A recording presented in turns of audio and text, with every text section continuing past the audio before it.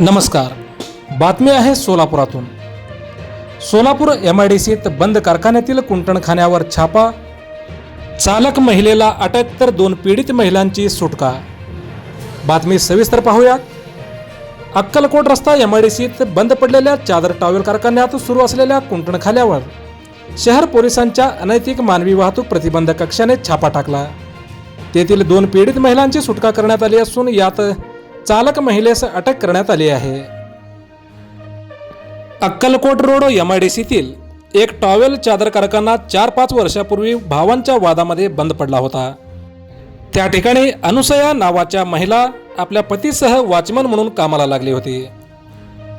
त्या ठिकाणी मालकाचे कोणीच येत नसल्याने अनुसयाने त्या कारखान्यात कुंटणखाना सुरू केला. याची माहिती खबऱ्याकडून शहर पोलिसांच्या अनैतिक मानवी वाहतूक प्रतिबंधक कक्षाला मिळाली होती. त्यानुसार पोलिसांनी बनावट ग्राहकाला पैसे देऊन त्या ठिकाणी पाठवून खात्री केली. त्यानंतर पथकाने त्या ठिकाणी छापा टाकला. पोलिसांनी अनुसया नावाच्या महिलेला अटक केली आणि तेथील 2 पीडित महिलांची सुटका केली.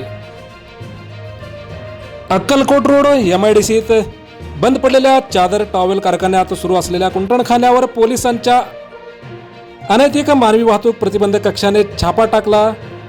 तेथील 2 पीडित महिलांची सुटका करण्यात आली असून चालक महिलेस अटक करण्यात आली आहे.